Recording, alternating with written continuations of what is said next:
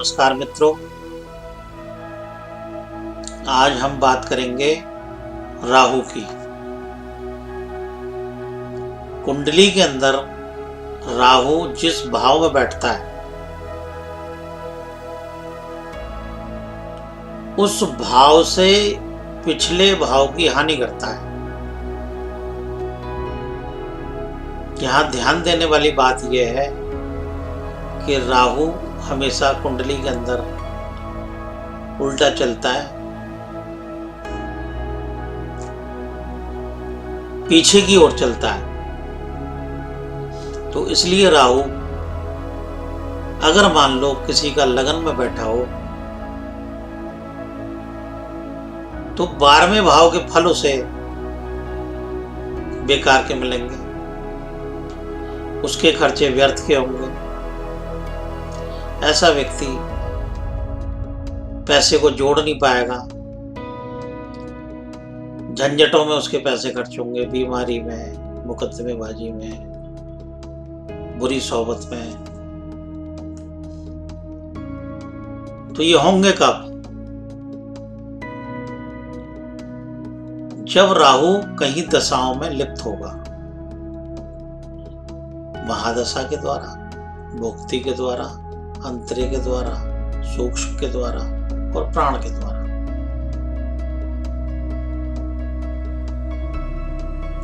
तब उसके अंतरे दशाओं में या गोचर में पहले भाव में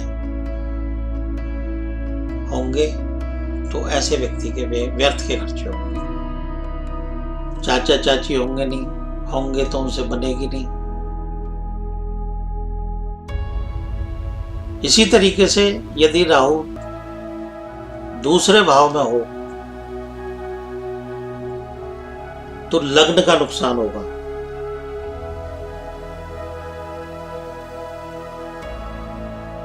लग्न का नुकसान कैसे होगा? जीवन में उस व्यक्ति को जो सम्मान मिलना चाहिए वो नहीं मिलेगा। जिस सम्मान को वो डिजर्व करता है वो नहीं मिलेगा उसे। और उसके जीवन को कोई ना कोई बाधा या परेशानी बनी रहेगी। इसी तरीके से राहु यदि तीसरे भाव में हो तो ऐसे व्यक्ति पे पैसा नहीं जुड़ेगा। कुटुंब संबंधी परेशानी आएगी, परिवार से जुड़े हुए लोगों से उसकी अनबन रहेगी, दिक्कत रहेगी। इसी तरीके से यदि राहु चौथे भाव में हो तो उससे 12वां भाव तीसरा बनता है, तो तीसरे भाव संबंधी परेशानी उसको आएगी। उसके छोटे बहन भाइयों से नहीं बनेगी, जातक में हिम्मत नहीं होगी, उत्साह नहीं होगा, कायरता होगी, डरेगा वो किसी से भी भिड़ने में, लड़ने में, झगड़ने में, विश्वास नहीं रखेगा।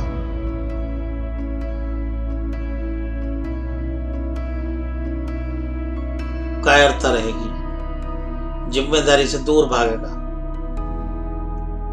इसी तरीके से राहु यदि 5वें भाव में हो तो चौथे भाव संबंधी उसको फल खराब मिलेंगे।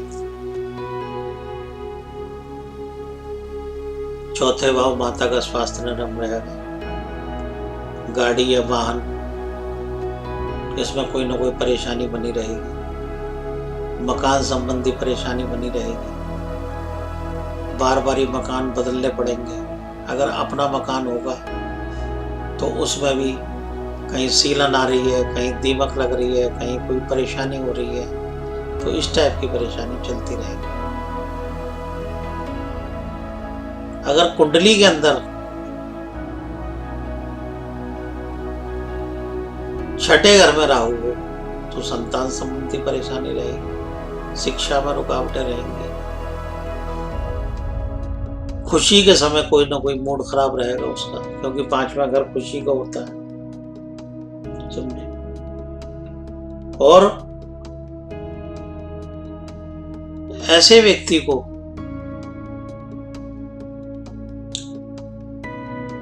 खुशी का समय कोई ना कोई झगड़ा जरूर होगा, कोई ना कोई बाधा जरूर होगी, कोई ना कोई रुकावट जरूर होगी। इसी तरीके से राहु यदि 7वें भाव में हो तो 6ठे भाव संबंधी परेशानी आएगी। ऐसे रोग होंगे, ऐसी तकलीफें होंगी जो डॉक्टरों की पकड़ में ना आए। व्यर्थ के शत्रु पैदा होंगे, व्यर्थ की परेशानियां पैदा होंगी, व्यर्थ के संघर्ष पैदा होंगे। इसी तरीके से यदि राहु 8वें भाव में हो तो रोजमर्रा की जिंदगी में परेशानी आएगी। रोजमर्रा की जिंदगी में व्यापारिक दृष्टिकोण से ठीक नहीं चलेगा, कभी ठीक चला, कभी एकदम व्यापार बैठ गया। पत्नी से संबंधित, पत्नी हमेशा जो है चिड़चिड़ी स्वभाव की रहेगी, पत्नी को रोग रहेंगे, पत्नी के शरीर में दर्द रहेंगे, पत्नी का पेट खराब रहेगा। तो इस तरीके से राहु अपने से पिछले भाव में जब जब गोचर करता है परेशानी देता है। इसी तरीके से राहु 9वें घर में हो तो उस व्यक्ति को 8वें भाव संबंधी परेशानी आएगी। जीवन बीमा पॉलिसी कोई ना कोई डूब जाएगी, या उसमें कोई ना कोई परेशानी आएगी, या कोई ना कोई दिक्कत आएगी, समझे। और गृहस्थी खराब, गृहस्थी में कलेश रहेगी, झगड़ा रहेगा। अगर राहु 8वें में हो और ऐसे व्यक्ति को उस समय में कुत्ता काट ले तो ऐसे व्यक्ति पे अचानक विपत्ति आती है, अचानक रोड एक्सीडेंट हो जाता है, अचानक घर में कोई बीमार हो जाता है, अचानक घर में कोई मृत्यु हो जाती है। यही राहु 10वें घर में हो तो उच्च शिक्षा में रुकावट आएगी, हमारी बुजुर्गों से नहीं बनेगी, हम अपनी जिम्मेदारी से भागेंगे, हम अपने घर परिवार की किसी भी जिम्मेदारी को निभाने के समय हमें रुकावटों का सामना करना पड़ेगा, परेशानी आएगी। वही राहु 11वें घर में हो तो ऐसे व्यक्ति को जो जीवन में पहली नौकरी करता है उसमें बड़ी परेशानियां झेलनी पड़ती है। उसको उस नौकरी से, उस काम धंधे से सेटिस्फेक्शन नहीं मिलती, अपने काम को वो सही ढंग से नहीं अंजाम दे पाता, कहीं ना कहीं उसे परेशानी लगी रहती है। इसी तरीके से यदि राहु 12वें घर में हो तो उसको लाभ के समय रुकावटें मिलेंगी, मित्रों से उसको कोई फायदा नहीं मिलेगा, मित्रों में ही उसके शत्रु छुपे हुए होंगे।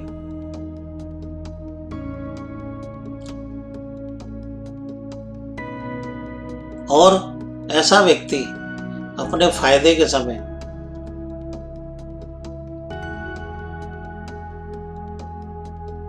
कहीं ना कहीं उसको रुकावटों का सामना करना पड़ता है। वो मेहनत करता है 1 रुपए की, उसको मिलता है 40 पैसे, 60 पैसे स्टार्टिंग में, जब वो अपने करियर की शुरुआत करता है तो उसे भारी परेशानियों का सामना करना पड़ता है। तो मित्रों, ये राहु का प्रभाव कुंडली पे कैसे पड़ता है ये मैंने आपको बताया। अब राहु के बारे में मैं एक बात और बताना चाहता हूं कि जिस व्यक्ति का कुंडली के अंदर राहु खराब होगा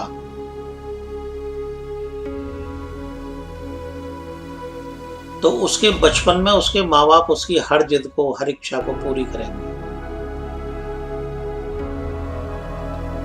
और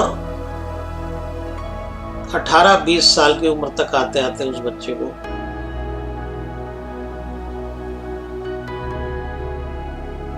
के स्वभाव को बिगाड़ देंगे।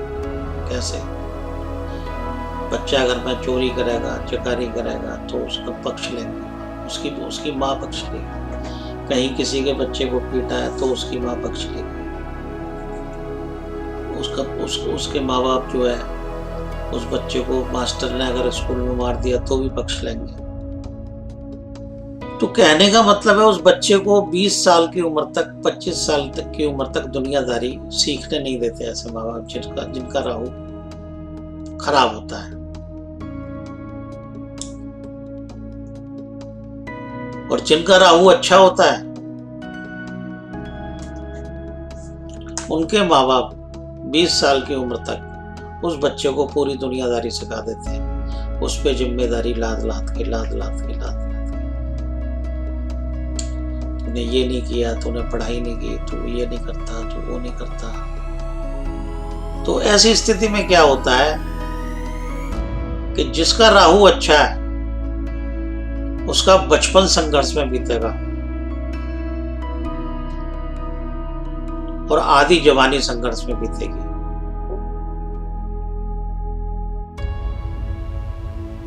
तो 30-32 साल, 35 साल तक की उम्र तक ऐसा व्यक्ति दुनियादारी सीख लेता है और फिर अपने काम में अच्छा अंजाम देके चतुराई से, क्योंकि राहु एक इतना चतुर ग्रह है कि जो देवताओं के बीच में बैठ के अमृत को पी गया, तो फिर वो दुनियादारी के अंदर अपनी चतुराई से, बुद्धि से काम लेके आगे तरक्की करता है। और जिसका राहु खराब है, जिसके माँ बाप ने उस बच्चे का पक्ष लिया, गलत सोसाइटी में उसको डाल दिया, उस बच्चे को जुए की भी आदत होगी, उस बच्चे को शराब की भी आदत होगी, उस बच्चे को सिगरेट की भी आदत होगी, लेकिन उसके माँ बाप ये कहेंगे नहीं हमारा बच्चा है, तो वो बच्चा दुनियादारी नहीं सीख पाता। और जब वो बच्चा दुनियादारी नहीं सीख पाता तो आगे वो तरक्की भी नहीं कर पाता। आगे उसको अपने काम धंधे को चलाने की, अपनी जिम्मेदारी को निभाने की, दुनियादारी की उतनी उसको समझ नहीं होती। तो ये राहु का लोम विलोम चलने का एक तरीका है। राहु स्वभाव से कुंडली के अंदर उल्टा चलता है, एंटी क्लॉक।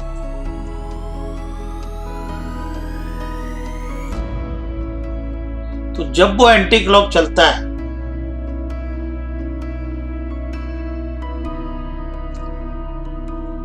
तो बचपन से बुढ़ापे के सीधे विचार दिमाग में दे देता है। किसी का राहु अच्छा होगा तो उस बच्चे में बचपन से ही मैच्योरिटी होगी, वो बच्चा बचपन से ही अच्छा सोचेगा।